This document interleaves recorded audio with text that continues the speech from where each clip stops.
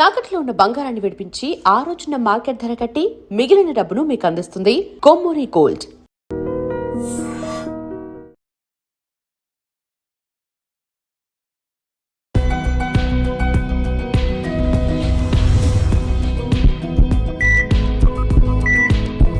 నమస్తే, welcome to healthy conversations with IT media. నేను మీ Jhansi. So ఈరోజు మనతో ఉన్నారు వంటింటి చిట్కాలకు కీరఫడస్ అయిన మధుసూదన్ శర్మ గారు. 35 ఏళ్లకు పైగా ఆయుర్వేద వైద్యాన్ని అందిస్తున్నారు. మరి గ్యాస్ ట్రబుల్ గురించి మనం మాట్లాడుకున్నట్లయితే, ఎప్పుడు ఏ డిసీజ్ కానీ ఏ వ్యాధి లేని వాళ్ళు కూడా ఏమి లేదు, ఒక్క గ్యాస్ ప్రాబ్లం తప్ప పొరగడుతో ఆ ట్యాబ్లెట్ ఏదో వేసుకుంటారని చెప్తూ ఉంటారు.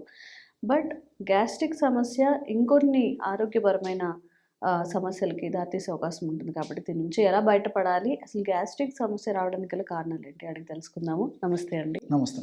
సో అంటే ఆడవాళ్ళని కాదు, మగవాళ్ళని కాదు, గ్యాస్ట్రిక్ సమస్యతో బాధపడుతూ ఉంటారు. సో వాళ్ళకి ఈరోజు ఒక మంచి అంటే ఇంట్లో చేసుకునే ఏదైనా రెసిపీ కానీ లేదా ఆహారపు అలవాట్లు, జీవనశైలి విధాన మార్పులు తెలియజేయండి. ఓకేమా. మనం గూగుల్ సెర్చ్ చేసినట్లయితేమా అనేక రకాలైన ఆరోగ్య సమస్యల గురించి లక్షలాది మంది సెర్చ్ చేసేటువంటి అత్యంత సర్వసాధారణమైన ప్రాబ్లం గ్యాస్ట్రిక్ ట్రబుల్ సమస్య. సో గ్యాస్ట్రిక్ ట్రబుల్ సమస్య గురించే చాలా మంది వెతుకుతున్నట్టు కూడా మనకు తెలుస్తుంది గూగుల్ సెర్చ్లో ఏ రెమెడీస్ ఉన్నాయని చెప్పేసి. సో దీన్ని బట్టి మనకు తెలిసింది ఏంటంటే చాలా మంది సఫర్ అవుతున్నారమ్మా. ఏదో మరి వాళ్ళకు తెలియక, అవగాహన లోపం చేత, మరి డాక్టర్ల సలహా లేకుండా కూడా ఎక్కువ శాతం మంది దీర్ఘకాలం పాటు విచక్షణ రహితంగా విచ్చలవిడిగా ఏదో ట్యాబ్లెట్స్ మింగడం కానీ, ఆ చప్పరిచే ట్యాబ్లెట్స్ వాడుకోవడం కానీ, యాంటాసిడ్స్ ఇలాంటివి వాడుకోవడం కానీ చేస్తుంటారమ్మా. సో వైద్యుల సలహా మేరకు వాడుకుంటే మంచిది, కానీ వైద్యుల సలహా లేకుండా మరి విచ్చలవిడిగా ఆ ఇష్టానుసారంగా వాడుకోవడం ఏమాత్రం మంచిది కాదు, క్షేమదాయకం కాదు, ఆరోగ్యదాయకం అంతకన్నా కాదమ్మా.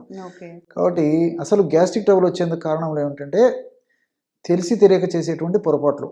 అంటే అంతే కదమ్మా, ఇప్పుడు ఏదో ఒకటి పొరపాటు జరగడం వల్లనే గ్యాస్ట్రిక్ ప్రాబ్లమ్స్ వస్తున్నాయి.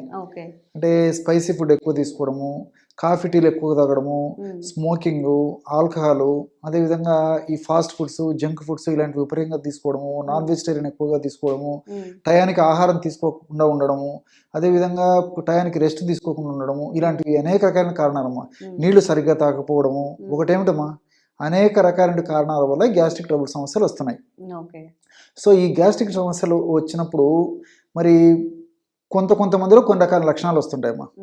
సో అలాంటి లక్షణాలన్నింటినీ తగ్గించేందుకు ఇప్పుడు మనం చెప్పుకోబెట్టిన ఔషధం చాలా చక్కగా ఉపయోగపడుతుంది.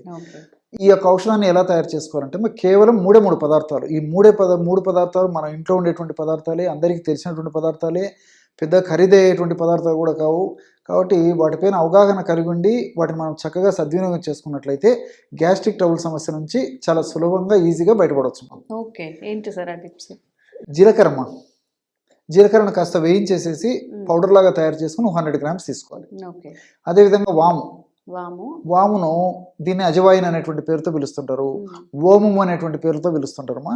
సో దీన్ని కూడా శుభ్రం చేసేసి వేయించేసి పౌడర్ లాగా తయారు చేసుకుని ఒక 20 గ్రామ్స్ మాత్రమే తీసుకోవాలమ్మా. నెక్స్ట్ సాల్ట్, మన ఇంట్లో ఉండేటువంటి సాల్ట్ వాడుకున్నా సరిపోతుంది.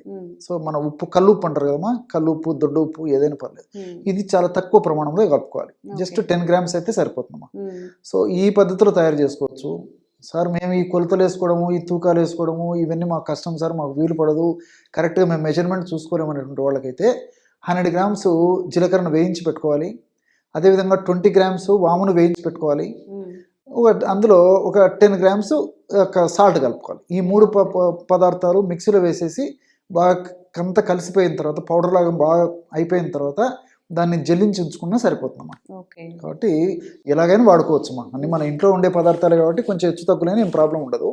సో ఈ పద్ధతిలో తయారు చేసుకున్నటువంటి ఈ గ్యాస్ట్రిక్ ట్రబుల్ పౌడరు చిన్న వయస్సు వాళ్ళ నుంచి పెద్దల వయస్సు వాళ్ళ వరకు కూడా అందరికీ అద్భుతంగా పనిచేసేటువంటి దివ్యమైనటువంటి పౌడర్ అమ్మా. సో మార్కెట్లో దొరికేటువంటి ఈ యొక్క గ్యాస్ట్రిక్ ట్రబుల్ ఔషధాలకి ఏమాత్రం తీసుకున్నటువంటి అద్భుతమైనటువంటి ఔషధాలు తినుకున్నాయమ్మా, ఔషధ గుణాలు తినుకున్నాయి. పౌడర్ జస్ట్ వేడి నీళ్ళలో వేసుకొని తాగాలా లేదంటే మరిగించాల్సి ఉంటుందా అండి? అక్కర్లేదమ్మా. హ్మ్. సో ఏం లేదమ్మా, జస్ట్ మజ్జిగ తాగాల్సి వస్తుందమ్మా.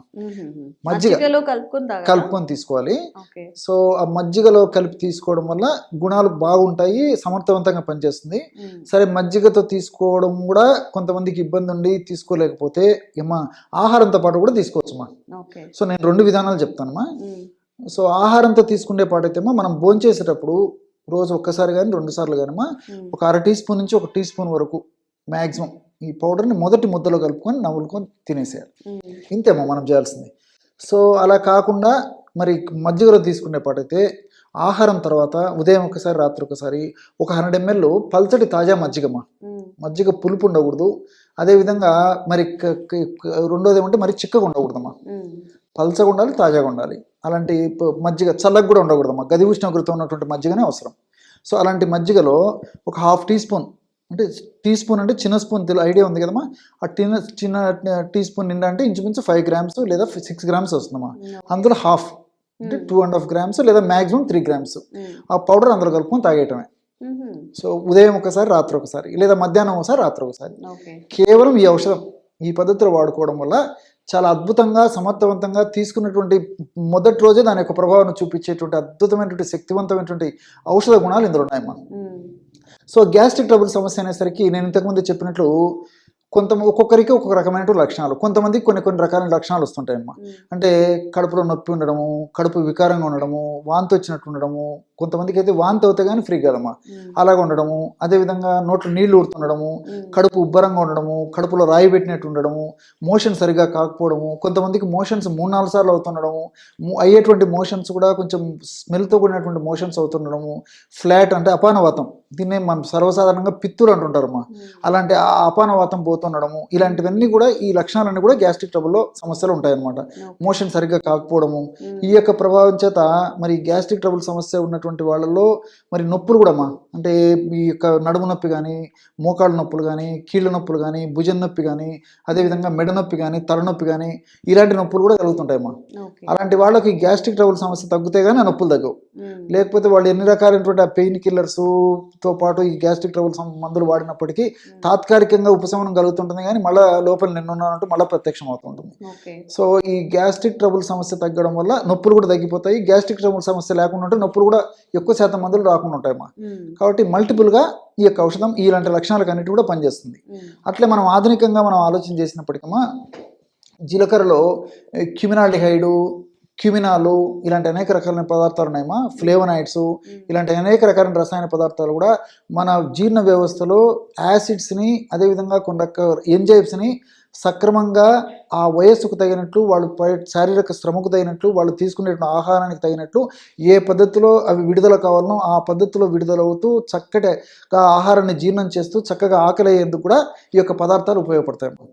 అంతేకాకుండా మరొక ప్రయోజనం ఏంటంటే, మరి ఈ ఆధునిక కాల ప్రభావం చేత, పాశ్చాత్య నాగరికత ప్రభావం చేత మనం తీసుకునే ఆహార విధి విధానాలు, ఆహార పద్ధతులు, ఆహారాలు మారిపోయేటువంటి పరిస్థితి ఏర్పడింది. కాబట్టి ఎక్కువగా కొవ్వు ఉన్నటువంటి ఆహారాన్ని తీసుకునేటువంటి పరిస్థితి ఏర్పడింది. కాబట్టి మరి జీలకర్ర తీసుకోవడం వల్ల జీలకర్రలో ఉన్నటువంటి కొన్ని రసాయన పదార్థాలు మనం తీసుకున్నటువంటి ఆహార పదార్థాల్లో ఉన్నటువంటి క్రొవ్వును త్వరగా జీర్ణం కాకుండా ఎక్కువ శాతం కొవ్వును బయటకు విసర్జించేందుకు జీలకర్రలో ఉన్నటువంటి కొన్ని రకాల రసాయన పదార్థాలు ఉపయోగపడతాయి. అదేవిధంగా చెడు కొలెస్ట్రాల్ పెంచకుండా ఉండేందుకు జీలకర్ర ఉపయోగపడుతుంది, ఈ ఫ్లేవనాయిడ్స్ ఇలాంటి రకాల రసాయన పదార్థాలు. అట్లే వాములో థైమాలు, థైమోక్వినాన్ ఇలాంటి రసాయన పదార్థాలునేమో ఇవి కూడా జీర్ణ వ్యవస్థను సక్రమంగా గాడిలో ఉంచేందుకు, జీర్ణ వ్యవస్థ సంబంధించిన ఇబ్బందులు రాకుండా ఉండేందుకు, ముఖ్యంగా విరేచనం సక్రమంగా అయ్యేందుకు, ప్రేగుల కదలికలు బాగా జరిగేందుకు, కొలెస్ట్రాల్, చెడు కొలెస్ట్రాల్ పెరగకుండా ఉండేందుకు ఈ రసాయన పదార్థాలు ఉపయోగపడతాయి. అట్లే సాల్ట్ అమ్మా, ఈ సాల్ట్ ఎక్కువ ప్రమాణంలో వాడుకోవడం వల్ల ఇబ్బందికరంగా ఉంటుంది, కానీ తక్కువ ప్రమాణంలో వాడుకోవడం వల్ల ఈ సాల్ట్ కూడా మన దేహానికి, దేహ ధర్మాలు సక్రమంగా నిర్వర్తించడానికి అవసరం. కాబట్టి మనం తక్కువ ప్రమాణంలో ఈ సాల్ట్ వాడుకోవడం వల్ల ఈ యొక్క సాల్ట్ జీర్ణ వ్యవస్థను సక్రమంగా పనితీరును మెరుగుపరచడమే కాకుండా ఈ వాము యొక్క ఔషధ గుణాలని, జీలకర్ర యొక్క ఔషధ గుణాలని మరింత రెట్టింపు చేసి మరింత సమర్థవంతంగా పనిచేసి ఇది దోహదకారిగా కూడా ఉపయోగపడుతుందమ్మా. సో ఈ విధంగా మల్టిపుల్ బెనిఫిట్స్ ఉంటాయి. కాబట్టి మనకు తెలిసినటువంటి ఔషధమే అన్ని మనకు సైడ్ బెనిఫిట్స్ ఉంటాయి, ఎలాంటి సైడ్ ఎఫెక్ట్స్ ఉండవు. కాబట్టి క్షేమదాయకంగా వాడుకోవచ్చు. అంతేకాకుండా మరి ఇంతకుముందే నేను చెప్పినట్లు ఆధునిక నాగరికత, పాశ్చాత్య పుణ్యం అని చెప్పేసి మన ఆహార విధి విధానాలు మారిపోయాయమ్మా. మరి ఎక్కువ శాతం మందిలో మీరు గమనించి ఉంటారు, కనీసము నెలలో 3 సార్లు 4 సార్లు లేదా 5 సార్లు లేకపోతే అంతకు మించిన సార్లు రాత్రిపూట లేటుగా ఆహారం తీసుకోవడము, పార్టీలో ఫంక్షన్స్ అటెండ్ కావడము, ఆ పార్టీలు ఫంక్షన్స్లో కూడా మరి ఎక్కువ కార్బోహైడ్రేట్స్, ఎక్కువ ఫ్యాట్ ఉన్నటువంటి food, junk food, fast foods ఇవన్నీ తీసుకోవడం జరుగుతుందమ్మా. మరి ఈ నేపథ్యంలో మరి కనీసం వారంలో 2 సార్లు ఈ యొక్క ఔషధాన్ని కనీసం రాత్రిపూట మనం విశ్రాంతి తీసుకునేటప్పుడు కప్పు మజ్జిగలో కలిపేసి వారంలో 2 సార్లు తీసుకోవడం వల్ల మనం తెలిసి చేసే మిస్టేక్స్ కానీ తెలియక చేసేటువంటి మిస్టేక్స్ వల్ల మన బాడీకి కలిగేటువంటి అనారోగ్యాలు రాకుండా ఉండేందుకు ఈ యొక్క ఔషధం చక్కగా ఉపయోగపడుతుందమ్మా. కాబట్టి వారానికి 2 సార్లున్నా ఈ ఔషధాన్ని నేను చెప్పినటువంటి పద్ధతిలో వాడుకోవడం వల్ల కూడా మన బాడీ ఆరోగ్యము దెబ్బతినకుండా ఉండేందుకు అవకాశం ఏర్పడుతుంది. Okay okay, thank you sir. Okay. And for more videos, Please subscribe to iDream. Please subscribe to iDream. Please subscribe iDream. And please subscribe to iDream. For more videos, subscribe to iDream. please like, share and subscribe to the channel. Congratulations, iDream. Subscribe to iDream. Subscribe to iDream. So subscribe to iDream Media. iDream ki iDream team అందరికి huge congratulations. Please subscribe iDream Media. Please subscribe to iDream.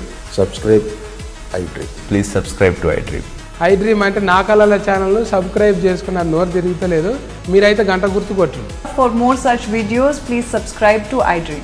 Subscribe to iDream. Please subscribe to iDream. Please subscribe iDream Media. Please do subscribe to iDream. Please subscribe to iDream Media. For best entertainment and information, please subscribe iDream. And don't forget to subscribe to iDream.